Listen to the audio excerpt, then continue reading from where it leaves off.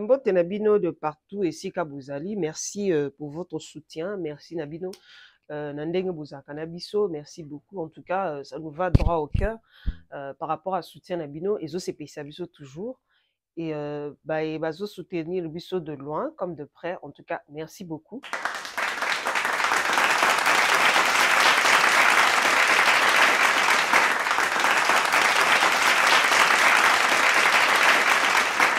Vous êtes bel et bien dans le Coloris Club 84, ceux qui m'ont bosso au Boyambi Biso, bienvenue Nabino. Bobo s'arrêter, qu'on s'abonner, qu'on partager, qu'on liker. Mais avant na banda, maman poto nabi ke bosé belé dans différents pays, plus particulièrement la France. Maman, des fois ça fait très mal de voir les comportements il y a maman par rapport à ba jeune. Bah maman est belé, je sais pas, hein, ceux qui bozara na bana et sûrement bozara bana, quel que soit le problème, c'est pas important ya oyaka ofinga bana baninga koluka kobimisa, surtout cette histoire à ba sex step. N'habitez pourquoi ça vous fait du bien d'en parler de ya osala tout un problème, toute une montagne sur makambouana par rapport à bana baninga. Et puis herbozo partageaka ba vidéo ana n'habitez so bozelelaka nini. Quel que soit le surtout ma maman en France pour bon comportement na makasi et puis ya ko vendre la bana baninga pour na olobela ba baninga surtout so yé na TikTok au moni moi mutu moko azo mata azo ça peut-être ba vidéo ezo ça la bien pour na communauté pour na le coup mboka boluka toujours ko bimisa biloko mo boye o ko nuire mutu wana mais je sais pas pourquoi surtout ma maman en France bon comportement na et puis bozo zo 5h 6h toute la journée on salaka ba direct na ba live. Est-ce que moi, ils ont été peut-être bon là qui s'abattent, ndeni mutako va de la France, mutako kosa la boy, ndeni mutako kyoya. Est-ce que vous a obligé vraiment? Bien quand ils sont à Kinshasa, tu as ba information. Mais bon, moi, on que tu as tenté de vendre poto lobelango. Vous prenez tout votre temps pour parler sur les enfants des autres. Est-ce que c'est normal? Et puis vous avez maman. So maman ezaka teke o azana bana 10 15 non attention ozana mwana moko attention mwana azana 5 ans attention mwana azana 3 ans c'est quoi le problème ce que bobeti makambo ba sex step te bobeti ba masolo ya kindumba ya bato kishasa te ba masolo ka ya bino moko ba divorce na bino mwasi azaki na oyo mobalo azaki na boka soni te oyo kende na Canada na États-Unis et puis je suis sûr ce sont plus les gens au azangi musala. Ce que ça bon te besoin ko finga ka bat na ba commentaire mais c'est quoi le problème? Et ça ba si belé boza kuna na poto. Boza l'homme ça ça te. C'est choquant, surtout sur bon TikTok beaucoup zo tant mobimba na TikTok. Est-ce que TikTok ezaka pona bo finga ka ba na baninga po bolo et puis bo ça ba buzz na bato ba pesa bino ba cadeau en live. C'est étonnant, bo pesa ba nini ya bien o bana ba o sala. Bo soutenir bato te mais bo soutenir ka bato bana ba bêtise. Ya yo betaka ba masolo vie privée mutu abala na kibaka bwana baboya na basala soki bo abotaki o abotaka te etali batu nani ezo avancer pays nani soki batu bakimi makambo politique baye na ba makambu ya ba vie kaka ya batu. Vous pensez que dans ce monde ici infidélité ezalaka te? Dans ce monde ici infidélité ezaka na communauté congolaise et puis bozo attendre na bino pena ya osala pena live c'est honteux botika ko. Ma maman. C'est étonnant, hein? C'est comme Banabino. Est-ce que vous se posez la question par rapport à Banabino? Aujourd'hui, il y a des enfants qui sont sur les réseaux sociaux. Mais vous avez dit que vous avez dit tina kaka. Ezanga kaka tina. Vous avez vraiment temps. Vous mettez à quoi? Là, qui s'attend à Kolamba, il y a des mamans en France quand même au Baola qui sont dans réseau. Il y a des mamans au Baola qui sont dans Kolamba. Attention au salon en français, tant on a nous au salon, vous avez ba méga au félé kuna toyebi, vous avez ba méga au félé. Vie na bino pesa mieux tant que les kabato bana Kinshasa. Ah bon ça la bon bolinga bo te ya batuni. Bon quand c'était que lingala nezaka bino nde boyo kaka. Il y a des gens qui écoutent ça. Et puis lingala écoute na Google. Vous voyez bien très bien bat ça la traduction. Attention à ça la traduction littérale, à comprendre makambo loba. Parce que attendez dans cette vidéo, il y a des étrangers qui écrivent. Alors comme on en français, mais à comprendre ma cambo. Mais bien on va avoir temps pour nous bêta ba masula bana bana. Surtout so ka muta mata na TikTok. Pou. Yo ezalani. Moi changer peta moi bizarre. Ok, na fermé parenthèse wana. Alors, les lots n'ayant betaka masolo, il y a ba lotion blanchissante, hein, c'est très important. Les lots n'ayant na 5 lotions blanchissantes. Oh non, l'exabino et pourquoi n'ayant ba lotion blanchissante. Bon, au fur et à mesure, so bo la l'exabino lotion hydratante, éclaircissante, clarifiante, blanchissante. Les lots n'ayant parce que c'est très important. Bah, tu vas continuer toujours na ba erreur wana. Ce sont des produits à utiliser que le soir. Seulement le soir. Bon, éviter, il y a que ça là ba mélange. Soko sombi gamme na yo. Salé la produit moko. Éviter, il y a que ça là ba mélange. Produit déjà fini, bien peu bozui, ba produit musu boye koko tsa na kat, ça n'a rien à voir. Somba produit moko. Sans un besoin gamme. Au sombi sérum, au sombi lotion, au sombi tube, au sombi savon. Au sombi crème na yo. Nde bongo ça c'est pas pour rien bon na basala ba gamme ba koko zo ba produit nyonso ba sali mélange. Ba sali mélange. Et puis ce sont des produits à utiliser que le soir. Ce qui peut bokei botangi ba sérum musu ezaka ya moi mususu ya poko eza. Ya elongi ezali ya nzoto ezali. Alors à chaque fois botine de langa ba message oh mafuta baby sakinga esalinga ba pembe net ba loto mais on se pose toujours la question parce que soko pa ko mafuta no ya pamba. Tu n'auras pas de problème. Mais pourquoi beaucoup ils aura mélange? Aucun aux huiles mélange à Françoise Bédon, aucun aux huiles mélange à qui est, aucun aux huiles mélange à qui plus, aucun aux huiles mélange à HT26. Mais pourquoi vous faites toutes ces choses-là? Somba et loko na manque aux autres salali. C'est très important. Alors, première lotion na biso yango, eza fleur jaune, eza blanchissante.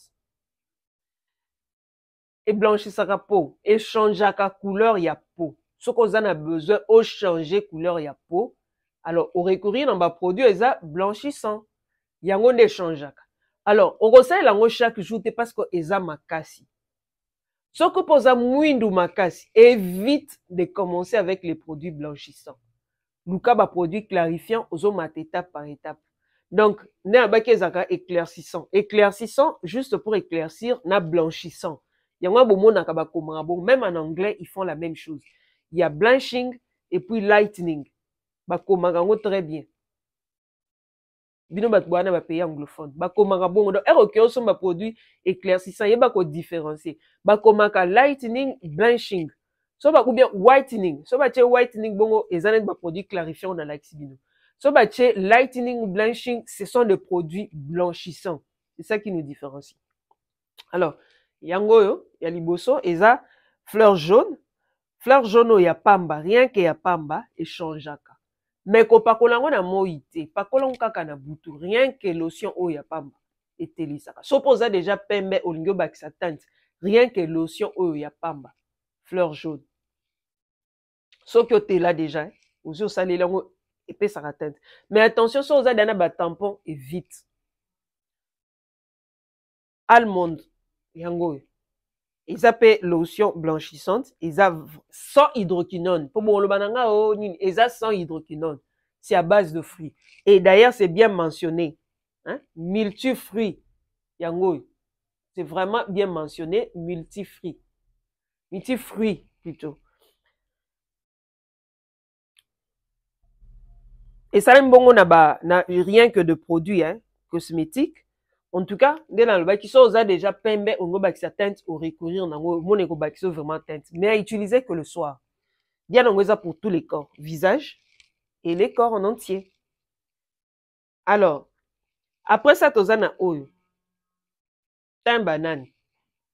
Au le banane, ils éclaircissant. Oui, ils éclaircissant, mais blanchissant, parce que ils ont changé. Voilà. Et salami, na banane. Bien en c'est bien mentionné là, hydratant, éclaircissant et hydratant. Donc, ils ont hydraté pour, ils ont éclairci pour. Rôle nango en premier, et puis ils ont hydraté. N'a dit que beaucoup t'en a ma futa bou. Yo okoloba o non, ils ont parce que ils ont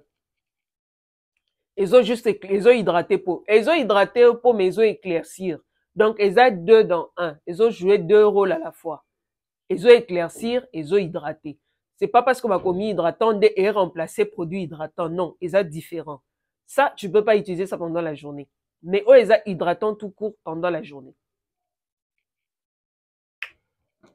Alors toye ozwa oyo éclat total oyo eza lotion au sérum nango okoki mpe osalelaka sérum oyo ya pamba soki oza neti na baproduit na osalela banivea bamixa ye les autres là le soir osalelaka sérum oyo ya pamba na banivea nango ekoéclaircir yo po oyo eza lotion nango lotion mpe ya pamba boye ekosala esi nayisi bino ekosala mais soki olingi susu tinte mata esu makasi osali mixage nango opakola oyo na oyo.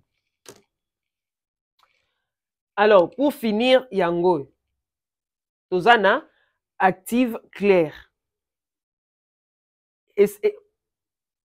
eza éclaircissant et hydratant aussi mais esalami na base ya carotte oyo eza pe na vitamine E. Différence eza nini avec les autres produits oyo etelisaka echangeaka carnation couleur à peau na biso expliqué bino déjà echangeaka ok en quelques jours eza produit moko osalela chaque jour te na semaine okosalela yango ta 4 fois la semaine. Les autres jours opakolaka lotion hydratante le soir ou bien huile végétale seulement ça.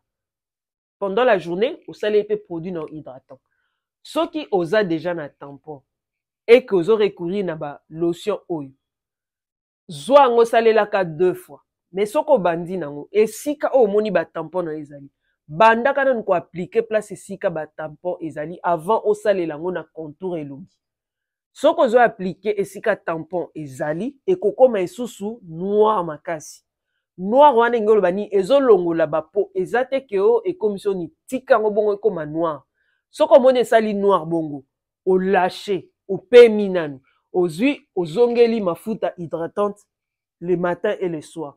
Pourquoi? Parce que au combattre mélanine oyo eza na kati wana ekopanzana.